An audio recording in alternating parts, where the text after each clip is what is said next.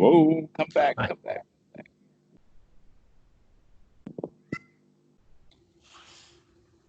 There we go. Now it's going. Okay. Where this comes from is a combination of things. Um, the actual practice with the blindfold was done at an ashram in India. Mm-hmm. But along with that was what Achan Po was doing. Um, he was very interesting in that way. That a lot of his teaching was nonverbal Mm. because his English wasn't that good anyway. Mm. And so his instructions were basically to follow him around while he were doing unexpected things. Uh, on Pendabat a lot. I remember an example is that they had just put a new layer of gravel down on one particular road, and the new gravel they had put in was no longer beat down by bare feet over the years. That this was freshly cut gravel, with big chunks of it still laying around. Not just laying around; it was all big chunks. That's all there was. And he and a couple of other monks with myself, including James, was with us. And Ajahn Po just walked us right through that. If he can do it, we can do it, was kind of the mentality. And I remember many things like that. But getting to the point then is one of the things that he would do when we were out, say, in public or around a lot of people. There was a lot of people that watched on any kinds of celebrations or whatnot. And he'd walk up behind me and say just one word, and he just passed by. It was almost like a trick. This was, in fact, Achan Po's Zen stick, to be able to come up behind me and Mm. say a word without me knowing that he's there until he whispered basically in my ear. And so that gave the determination that I'm not going to do that, that I'm going to know when he's there. Mm-hmm. And so I learned to train myself to know it. There was a couple of things that he would say, depending upon the situation. One of them would be ta ta ta, which is the word for be here now. Mm-hmm. Another one that he would use would be sunyata, Mm-hmm. or another word like that would be not sure. That was in English, but he'd come up and just say, not sure, not sure.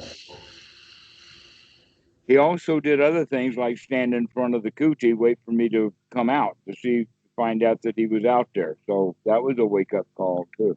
So these are the kinds of things. Now, how can we put this kind of stuff into use?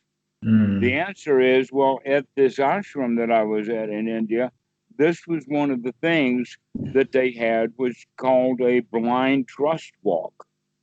And the trust was dubious because the intention of the leader of the blind trust walk was to play tricks and games on the group that he was guiding, not many in a group, two or three or so.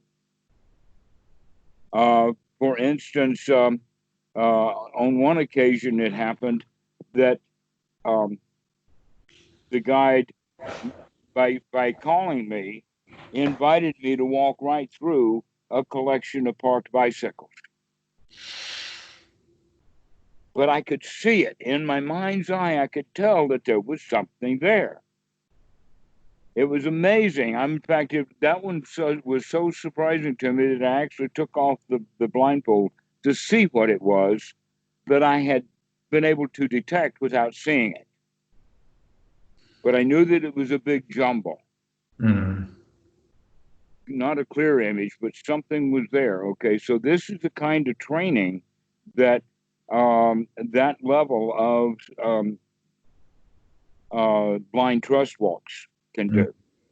And another example would be call somebody and then immediately walk right towards them so that they run right into you halfway between what they imagined that you were. Okay. These are the kind of tricks that are pulled in that regard to help wake the person up, to bring about a knowledge of the body through our sensory awareness that is normally asleep, that we don't know that this senses is there. And then, in fact, a way of saying it is that the human being is far too visually oriented and not nearly enough into the sensory awareness and the things that are associated with the body. So closing that sense door of the eyes really makes the sense door of the mind have to perk up, wake up, and also it draws on memory in the sense of counting your steps and remembering where you put something. So it must also point to the kind of limitations of our perception, because we take what we see and hear and feel as reality, but a lot of the teachings kind of point to the fact that these are actually kind of empty and limited, right? So it kind of points in that direction. One of the ways of thinking about it is that dogs generally, whether they're wild or whether they're domesticated, they do spend a lot of time with their body. They do a lot of scratching, a lot of chewing, a lot of itching, or I don't know whether they itch or not, but they certainly are doing enough biting and chewing and movement and paying attention to the body a lot. And so being able to do so is part of our past. We inherited something about that we can, in fact, we can call it preening.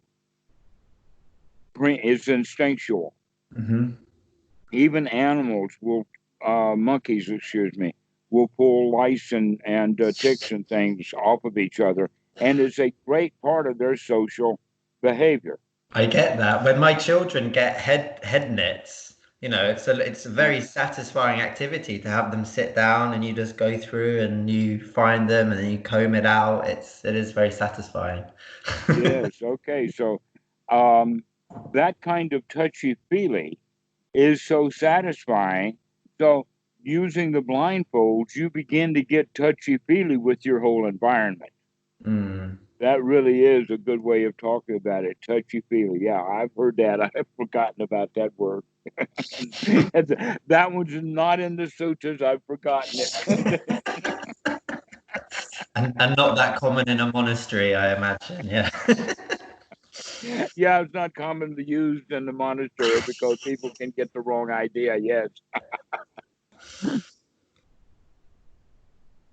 So this can now be incorporated with the stuff that we've already talked about. But now that you're practicing more and more and do not so, let us say, focus too much on the actual sitting practice, but that the skills that we gain from the sitting practice are now going to be put throughout the day. In that regard, being blindfolded on the sitting cushion doesn't make much sense. But putting the blindfold on as we're getting up out of meditation then and start maneuvering from that point may be a good place to start. Another practice that would be good is when you are in the sitting meditation and you get the mind, when the eyes are closed, into that really nice, comfortable state. Now the thing to do is to open the eyes and see if you can continue with that nice, comfortable state, and then begin to move the body until the point that you can stand up and still be in that nice, comfortable state. That's also a challenge to strive to work with. Do you know, it's funny. This is actually something I've been playing with a lot. Is essentially remembering my way back into first, second, or third jhana from standing. So just like standing, going to the kettle, about to make a cup of tea, suddenly stop, drop into PT or drop into Sukha, and just kind of see to what level of subtlety I can feel into it. I'm having a lot of fun with that. Precisely. That's exactly the way to play. Congratulations. Yes, that's just the right way to do it, is to start um, bringing that stuff out throughout the day. The very stuff that we're beginning to develop and getting good at on the cushion. Now we're really beginning to deploy that so that we can maintain it throughout all of life. That whole point then is the quality then of unremitting mindfulness. Is the more often we do it, then the more basically the more times that we're beating on the drum. So that we got it beat like that.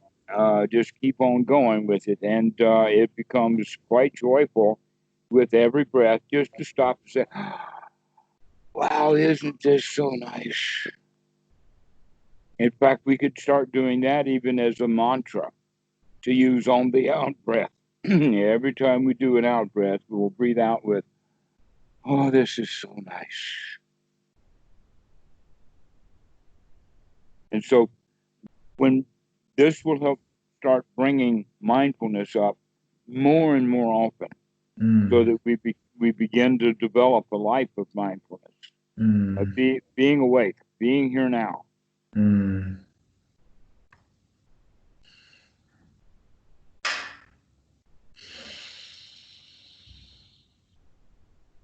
Good luck with that blindfold. It's a doozy. You will. I can imagine. I'm already thinking it'd be interesting, like to kind of sit and have a cup of tea with the blindfold, or to like when you wake up in the morning, if I've got kind of go back to sleep, put the blindfold on, and then so the next time you wake up into the blindfold. That might be quite interesting. Okay. Yeah, and I can definitely imagine going to the park with my kids and putting Daddy in the blindfold and them having a lot of fun with me. Oh, they will have so much fun with me. Yes, yes. So, do you have anything else that you want to talk about? Because this is not taking very long. We're only about So, 11, 12 minutes in. Anything else? one thing that I'm kind of playing with in practice at the moment, I suppose it's like the habit patterns of my mind in meditation, and trying to kind of challenge them and do things a bit differently, but at the same time kind of enjoy the grooves that my mind wants to play in. With the practice of anapanasati and the steps and the tetrads, I get into a rhythm of it where I will move through it all relatively quickly. Like in, say, 45 minutes, I'll spend kind of like 10 minutes on, I don't know, 10 minutes on the body, 15 minutes in jhanas 1 and 2 and in the feelings, and then kind of 10-15 minutes where I kind of try and drop stiller and quieter and let the kind of bubbliness of the feelings dissipate. And then 10 or 15 minutes where I look at experience through the lenses of impermanence or anatta or dukkha, and I really enjoy that, and it feels like this very well-rounded practice, and it also feels like a car kind of moving through gears, and I love the feeling of kind of moving my body into this mode and then into this one and then opening up to this and then allowing this to happen and then seeing what happens if I look through this lens, and it feels lovely. But then another part of me thinks, and sometimes I'll hear teachers sort of talk, and say things like, the real fruit of second jhana comes from seeping in it and seeping in it and seeping in it and staying there for, long periods of time or something like that. And I think, or maybe this kind of enjoyment of moving through the steps of anapanasati and moving through the tetrads,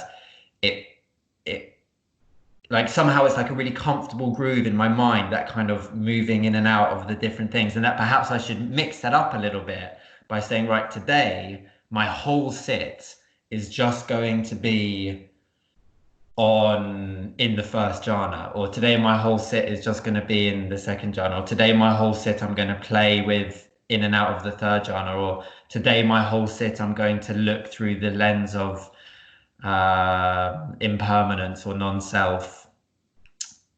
But then Okay.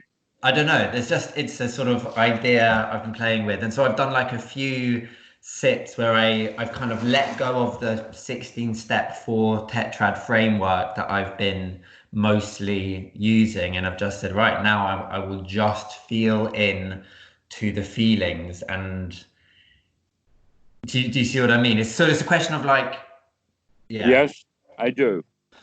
First off, what I would say is while you're practicing the way that you are, is a really good way to ground yourself and get started on it.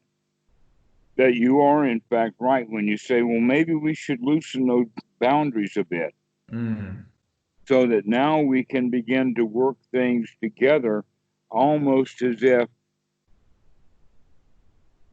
within one breath we can move quite a distance. mm, All right. So with that, within one breath, we can do the first tetrad because, in fact, what we're doing there is to experience the body as it's breathing while we're only paying attention to just a little bit of the in breath at that point of time of that I would call the sati, where mm, the Buddha talks about it in the sense that all you have to do is to know that it's an in breath and mm-hmm, that it's a long breath. That gives you plenty of other time to do other things. And then on the out breath, that you know that there's an out breath and that it's a long out breath, like a sigh. mm, Once we've got that down, now we can, for maybe one or two or a few breaths, we can experience the body while it's breathing that way. But then we can begin to look for feelings. But mm, the important point with this is as we're developing this, we we got into that state in the first place by recognizing that the mind, in fact, wasn't watching the breath. So that now we've moved from the transition of not watching the breath into watching the breath, and we did that by gladdening the mind. All right, so this is what then brings on the first jhana, and what I would recommend is to try to stay in the first jhana. This is something that's very curious. And I don't know what other teachers teach, but I do know that the suttas are like this, that in fact, there's only one place that this is talked about.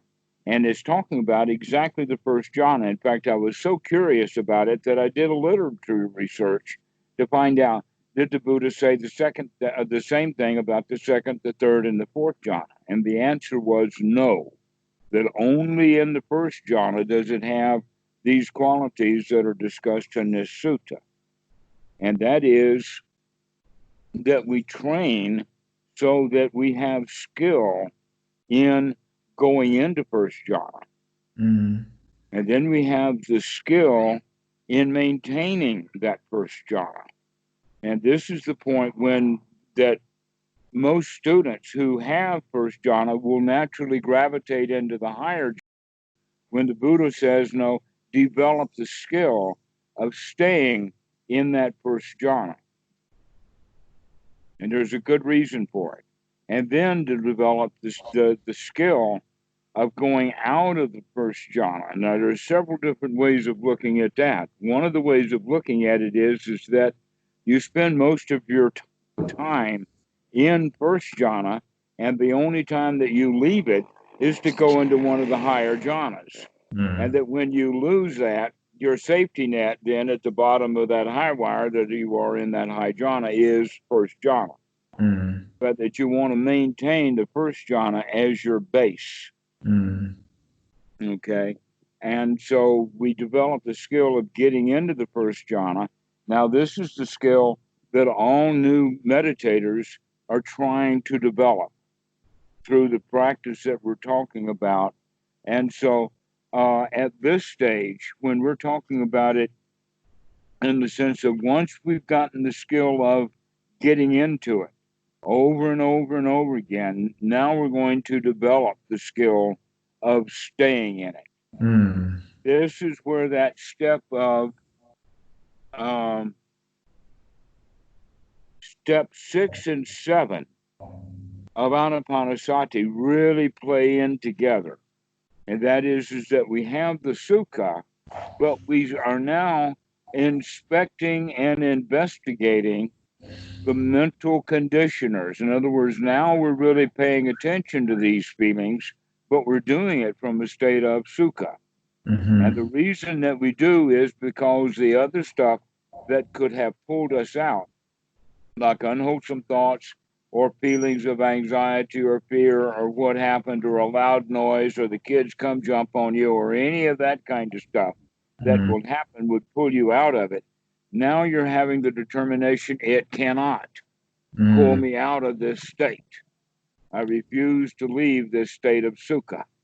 That is, in fact, what you would want to do when we were talking about opening your eyes while you're in sitting. While you're in the first jhana, now you open your eyes. Can you maintain that?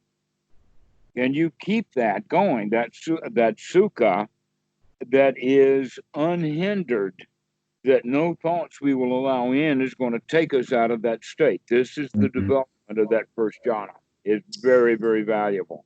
Because you're this is able to apply that level of discerning, evaluating thought. precisely, exactly, because now we're really paying attention to, from a very exalted high state of mind, we're really beginning to see all of that stuff that bubbles up that has been running our lives our whole life. And now we can, I can see you. This is that perch from where that really works. I see you coming up. I see you. I see you. And this is what's going to maintain that. So that now that we have that as a way of maintaining it, this is in fact why the insight is there for the first jhana, is because you keep seeing the Mara. You keep seeing the stuff coming.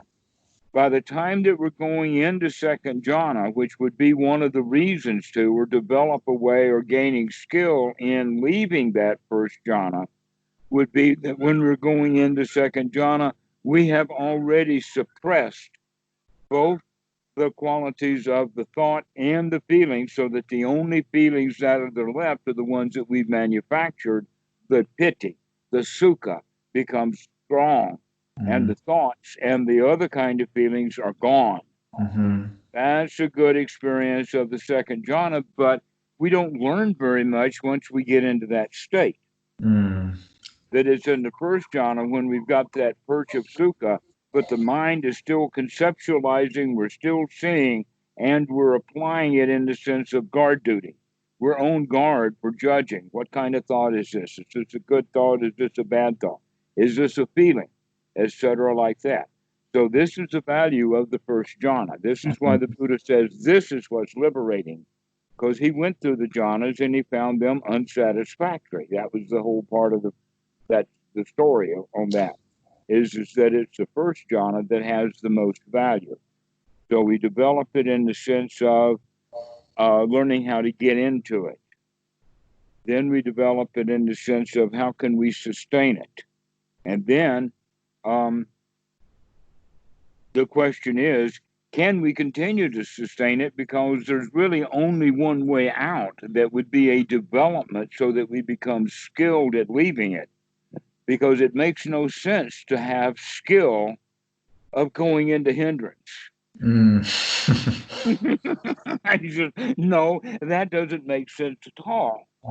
What it means is we need to develop the skill of being able to stay in that first jhana basically all the time, and that the only reason that we're leaving the first jhana is by going into the second jhana. That's the only way out once the skill is completely developed.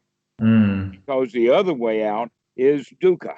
And so this is part of the reason why we practice often and do these little things to trick us into coming back and be here now. Over and over and over, to keep being here now, because that's the heart of the first jhana. Be here now and enjoy it. And enjoy it. That's another feature. Okay, Yeah. the be here now is the elimination of the hindrances. Yeah. And once you're eliminating those hindrances, that's joyful. Wow, what a relief it is to not think about that fight I had with Aunt Susie last week. And so what a relief it is that quality, because that's also what a relief it is, means I'm glad I got myself out of that mess. And those are the kind of words that a winner uses. Because the loser is going to continue with the fear of, oh no, here comes Aunt Susie back in the mind again. All right. But this is not the attitude of a winner. And so that's why this attitude of being able to do that, be able to figure out the mind, that's the quality of the first jhana, is that can-do attitude. It feels so good, so powerful. Brings on satisfaction, brings on security. We feel really secure. Not doubtful and full of fear anymore. We know we can do this. See as well, it leads very neatly into the first three fetters, right? Because they're kind of like repeated profound experience of first jhana. There's no it helps you let go of doubt, because you are constantly seeing this is the fruit of this path is being satisfied in this moment. Because you're satisfied in this moment, you don't need to reach for the unsatisfactory fruit of societal rules and convention. And one of the society's rules and conventions that the higher the number, the better. Okay. That's an and interesting. So when you go on a trip, one backpack is not enough. You have to take an extra piece of luggage. But 2 is not enough. Let's carry 3. How about 4? And now you're laden down with your journey. This is exactly the way to think about journeying through life with jhanas. That one will do you. I'm enjoying. I feel like, because we had a few chats over the last couple of months about jhanas 2 and 3, and I am really enjoying the subtlety of the samadhi when you are. I don't think. Isn't it though? I gotta agree with you. The Buddha does too. He calls it one who is in those states is one who is in a pleasant abiding. Yeah, that's right. This is so nice. This is so nice. Yes, exactly. But if people practice that first without developing the skill of the first jhana, then they don't get the benefit of the vipassana part of it, or the ability to understand what the mind is doing. Because we shut that part of the mind down. It's really, really hard to understand what's going on when your understand machine is broken. But it's key of like understanding what's going on from that place of satisfaction. So it's a lens. That piti and sukha is a lens. Yes. And if you are kind of perhaps doing slightly the more investigative or insight oriented work through that lens, it's going to color the fruit of that work. Precisely so. And so this is why we want to develop as a skill the whole set of skills that we call first jhana, because in fact, then the leaving of the first jhana is to go into an even deeper state of peace. But you're not going to be able to maintain that when Sister Susie comes through the door. So the question is that if you can't maintain that when Susie comes through the door, because you got to take care of Susie, Are you going to go fall all the way back to the hindered mind? Are you going to have this safety net of the joyful be here now mentality? Mm. And so I haven't explained it that way to people before, but this is an important way of looking at it. Is that these high jhanas are really, really great, but we need a decent fallback position. Mm. And the fallback position is this one that took so long to develop. And so now we've got it as kind of a safety net. This is as far as we can fall, that we're not going to crash land. And that we're going to handle Sister Susie this time with aplomb, with love, with courtesy, and we're not going to get back in that argument again. Because we're here now with it. So this is an important way of looking at it, is that this, and I got to say what Ashley said about this. He's got to put it this way: get happy, stay happy. Who said that? Who did? Ashley, one of our students, Oh, one of see, our friends. Yeah, he's in Perth. Yeah, I've seen him. We had a conversation, the three of us once, I think. Okay, so get happy, stay happy is Yeah. in fact that which this sutta is talking about. Learning how to get into that state of first jhana, and then learning how to maintain it. That's the key, to learn to maintain. And when we lose it, we do it skillfully rather than unskillfully. So the unskillful losing will be that we just lost it. Well, every student's going to have that for a long time. We lose it. We really do. Even masters lose it. Never mind. Start again. Can you come and bring it back up again? So we lose it from time to time, but the more skilled we are, the less likely we are to lose it. And so that's the skill of being able to maintain that state of happiness, is by keeping track of what we're thinking and what we're feeling. Okay, Which is all happen in the here now. Yes, this is reinvigorating and slightly reorienting that off-cushion practice, actually, that we were speaking about. I think I'm envisaging it like, wake up in the morning before you leave bed, like get into that state of satisfaction, feel it as energy in the body, and kind of move, get out of bed from that place. Because that's the other thing that the first jhana has, which the other jhanas don't have, is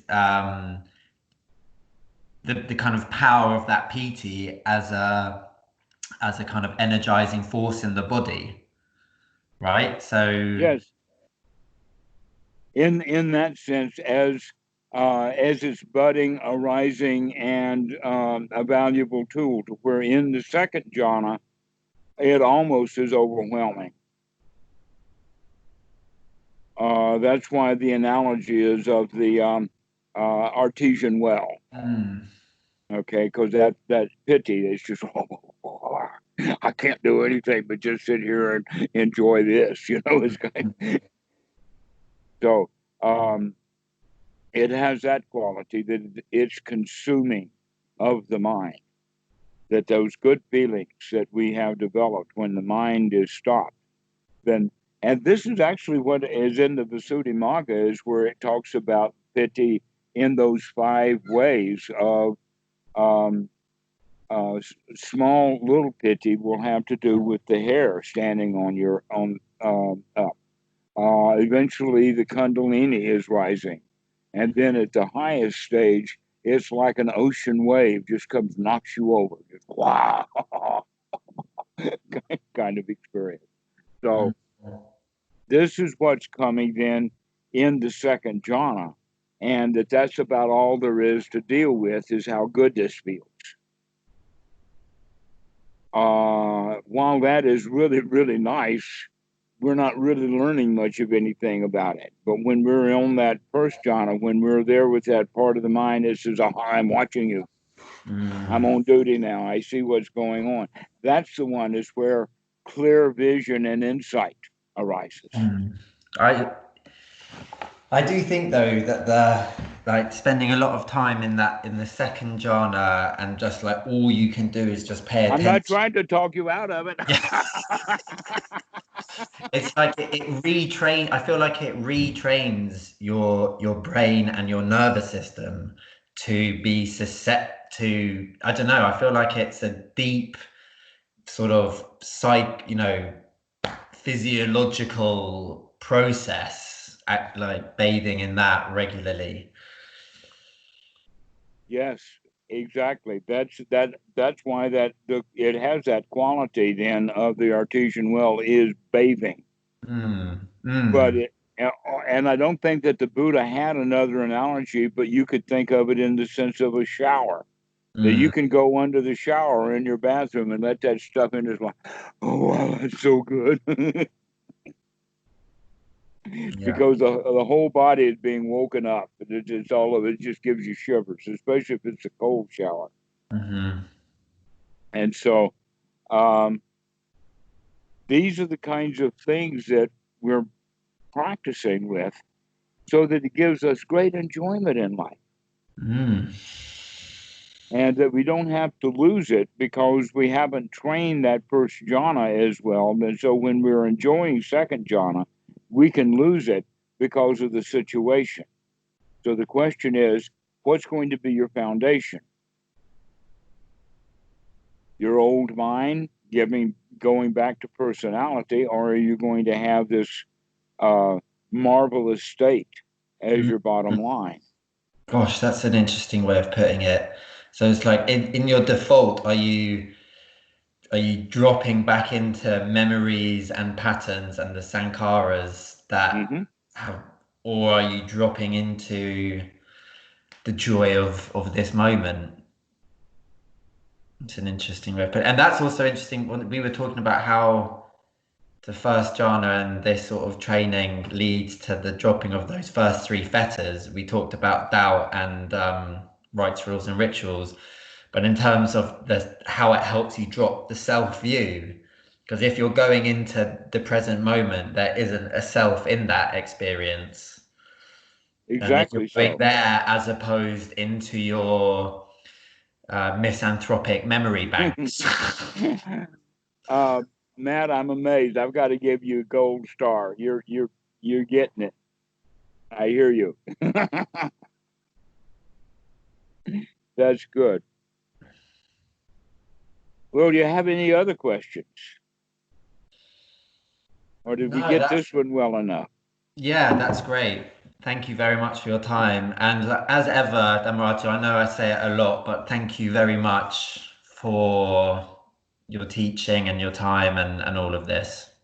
Well, they say sometimes in the old days the pleasure was all mine. Well, I can't say that. I'll say, well, I'll enjoy the pleasure with you, though. Yeah. Because I really get a kick out of working with the students, especially when they've got really good things like the kind of report that you're giving today. That's really great. I'm really pleased with your practice. Good. All Keep right. playing, I will. keep fiddling. I will. I will. You'd Be be well. surprised how much you can see when you're blind. All right. All right. Okay. Be well. Be well. Bye-bye. Bye.